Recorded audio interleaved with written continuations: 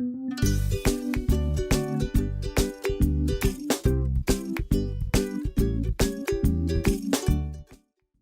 right, so this is going to be part 2 of trust, and let's get to it. Let me see.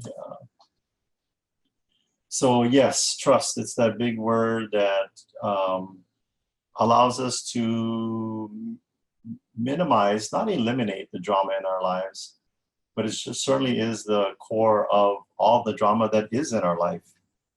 And somebody teach Howard how to get on safe driving mode so we don't look at him wrapping his car around a telephone pole. You shouldn't be looking at the screen anyway. Just listen. So again, I'm going to be continuing part 2 of trust and what we've learned from Dr. Brene Brown. So again, this is a question that we asked on the last Friday. Who here has had a trust issues either in your personal or professional lives? And we do know statistically that the answer, if you guys were in an audience in front of me, that everyone would raise their hands and say, I've had this issue before. We all do. Statistics are proven, and or just basic human nature of intuitiveness, that everybody's going to have these challenges in their lives. Okay?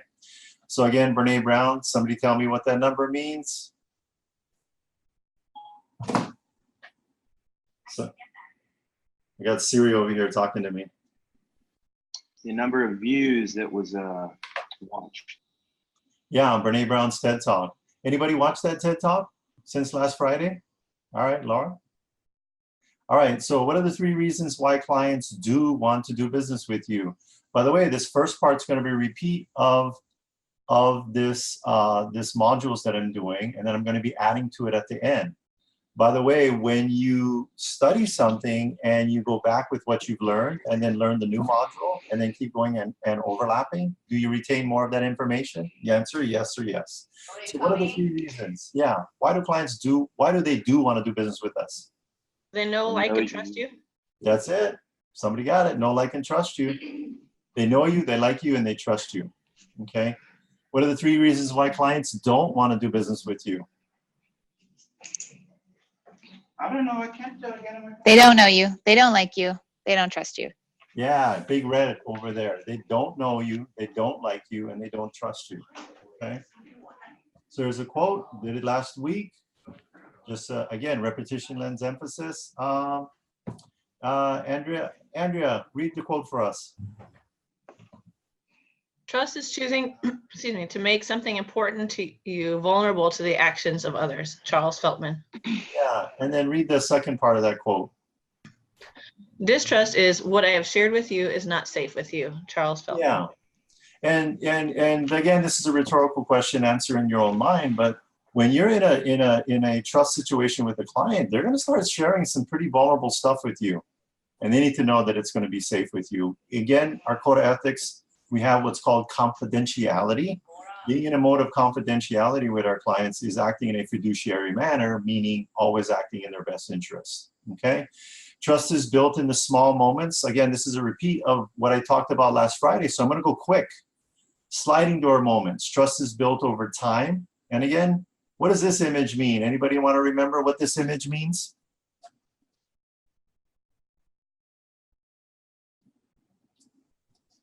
You know, I'm going to, let's see here. Who else is on here I'm going to call on?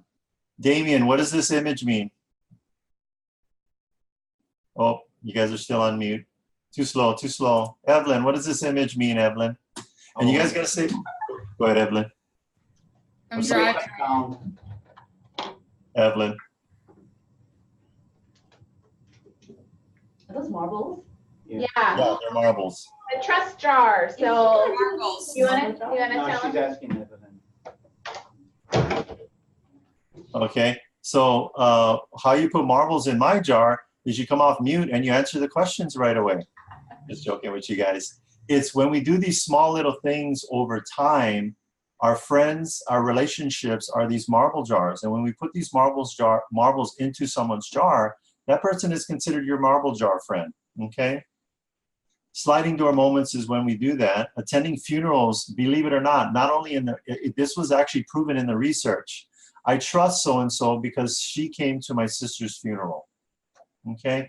Asking for help is another big thing that creates trust in the small moments. And I'm going to go deep, a little bit deeper than I did on the last one. On this one, I added a couple slides. I trust him or her because he'll ask for help when he needs it. How many of you are better at giving help than asking for help? Now would be everybody, right? Well, and here's the brutal truth on that. We need to get off our high horse and be vulnerable to people around us and to ask for help. Okay? Does your leadership have to seek you out, or are you seeking them out and asking for help?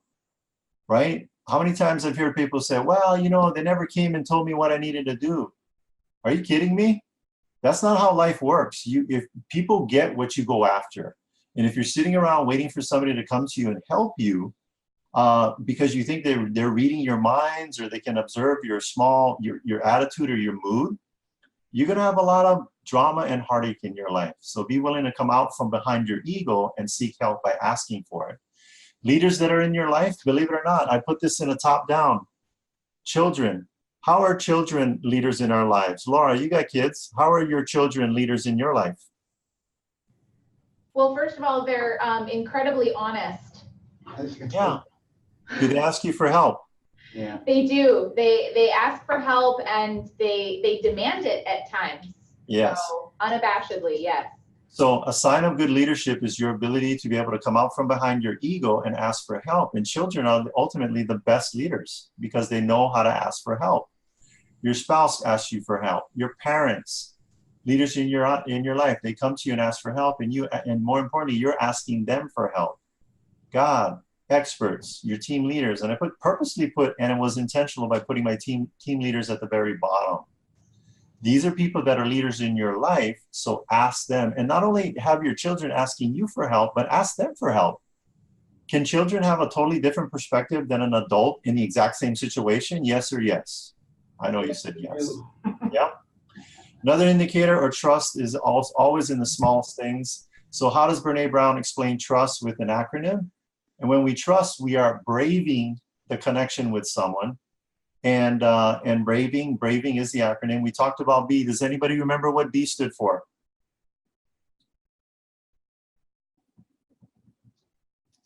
You know, I'm gonna, people in the conference room, stay off of mute. I'm gonna just pick you guys because you're right there and there's 3 of you. It's Somebody in the conference room, tell me what B stands for. Boundaries. Boundaries, yep. And I trust you if you're clear about your boundaries and you hold them and you're clear about my boundaries. There is no trust without boundaries. So everybody write down B for, B is boundaries, okay? R, somebody in the conference room, tell me what R stood for. Reliability. Reliability, okay? I can only trust you if you do what you say you're going to do. And here's another one, not only once, but over time. If you do what you say you do only one time, but then you don't do it in the other future moments, there's no trust there. If you tell me in your listing presentation, you're gonna be doing a seller updates every Monday and you miss one, no trust, all right? As a buyer's agent, if you tell me that you're gonna do the research on a property and you do it once in the beginning of the relationship, but you skip or miss, trust becomes eroded, okay? Same thing in our personal lives. We have to be reliable by saying no. You know what? Somebody in the conference room that hasn't spoken up yet, tell me what that means or what you think it means. Veronica. To me is, you know, when you actually cannot get stuff done or you're not planning on doing that, you cannot commit to that, say no. Bingo. Giving a dirty yes. We have to be clear on our limitations. Write this down. I'm going to leave this screen up because this is a new slide. We have to be clear on our limitations so we don't come up short on our commitments. Stop committing to in your personal life and in your business life to things that you cannot do. It's okay to say, no, I can't do that. Client, I'm not going to be communicating with you at 10 o'clock at night. Client, I'm not going to go research a property that you just emailed to me 2 seconds ago when I just talked to you on Friday and asked you, are there any properties you'd like to take a look at? Manage those expectations with people and get good at saying no. Are you a parent that negotiates with your children, or does your no mean no? With my kids, no means no. If you have some kind of compelling reasons why you need to change that, I will listen And if they're not convincing of my original decision, no means no.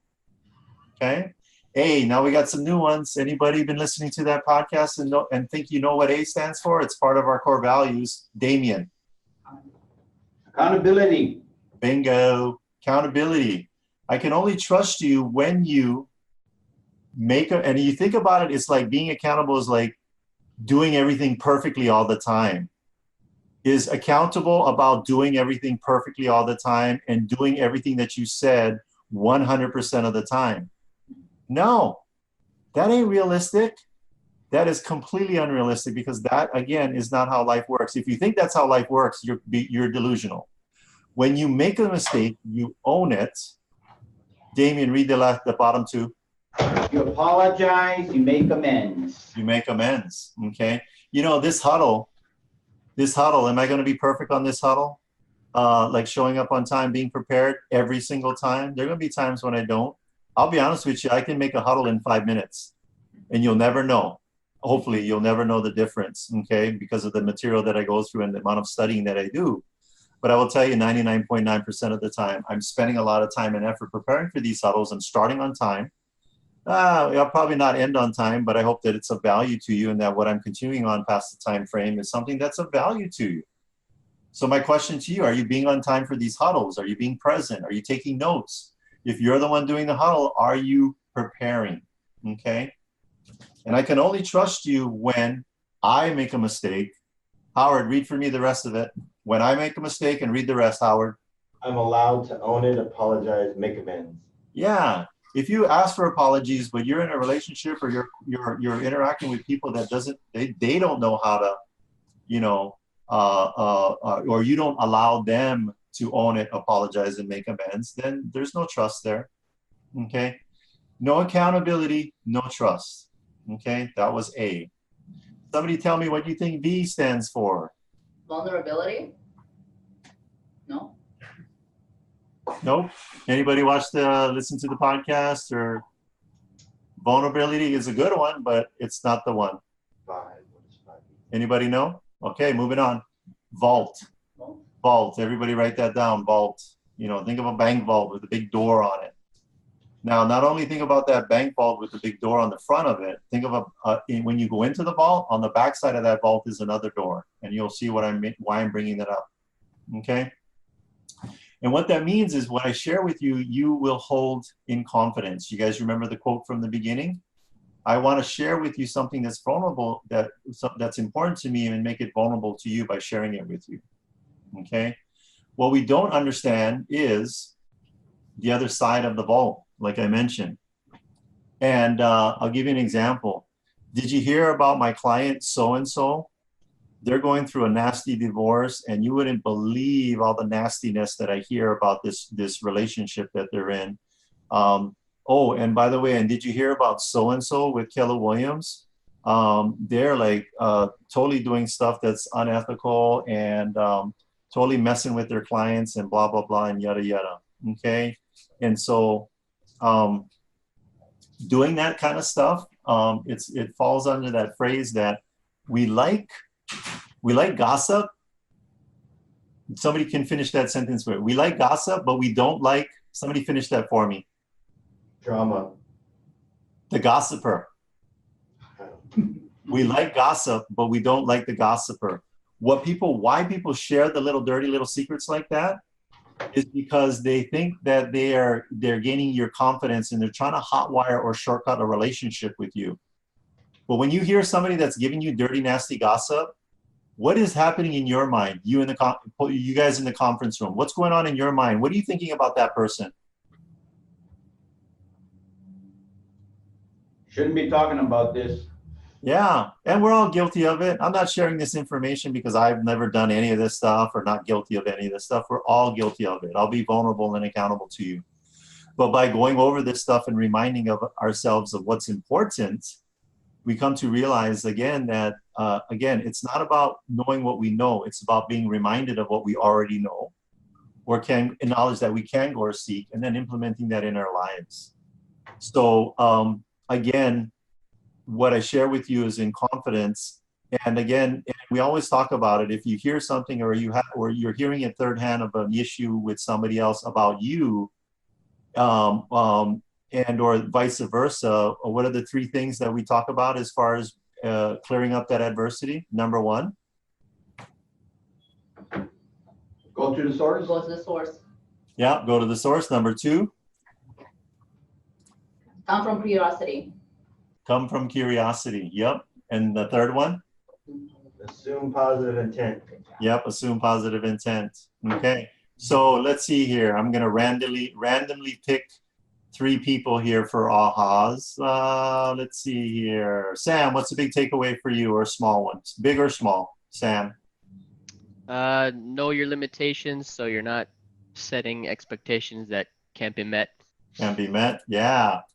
And then let's see here. Deborah in Hilo. What's the takeaway for you? I'm trying to read her lips. She's saying, if you could hear me. Okay, there we go. There we go, Deborah. No. What's that? Learn to say no. Learn to say no. Okay. And then let's see here in the conference room. Or you know what? Anybody come off of mute and share with us what your takeaway is, big or small? Making amends. Making we're amends. Not all, yeah, we're not all perfect, but we're gonna strive to be a better person. Yeah. Own the mistake, apologize, and make amends. And you know what? Don't be such a hard bleep that you can't receive an apology. You can't receive somebody owning it, and you can't receive them making amends, right? Because you know what? I think in this, when somebody makes a mistake and you cannot receive it properly, you're just as guilty as the mistake that they made, regardless of how hard it is. I truly believe that. And Dr. Brene Brown has done the research, and it's proven. So anyway, that's it for today. We're at 9:02. Be brave today. Be brave today and go make your 100 dials or 10 contacts or 1 appointment. Appreciate it. Oh, real quick, Evelyn, Howard, Alicia, Adrian, Laura, I don't know. Anyway, I sent an invite for 1 o'clock for today to talk about. Somebody tell me what do you think is most important for me that we're going to be spending a lot of energy doing tomorrow? Country Saturday. The Country Saturday. So I want a GHO at 1 o'clock to make sure that we're prepared, because I don't want to be scrambling for this thing tomorrow morning when we're doing the Country Saturday. 3 open houses, buyer agents. I'm going to need your help. We want everybody circle dialing and promoting this thing. And when you see the social media posts, please cross promote it. Even our referral partners on the Big Island. We got 3 homes in this community called Sea Country out on the west side of Oahu. 3 open houses. First time coming on for an open house. Aloha. Good job. And good job for Evelyn, because I think they're all 3 of these listings are hers. I'm not surprised. Go, Evelyn. She's hungry, she's humble, and she's smart. Yeah. Aloha, guys. Bye. Thank you.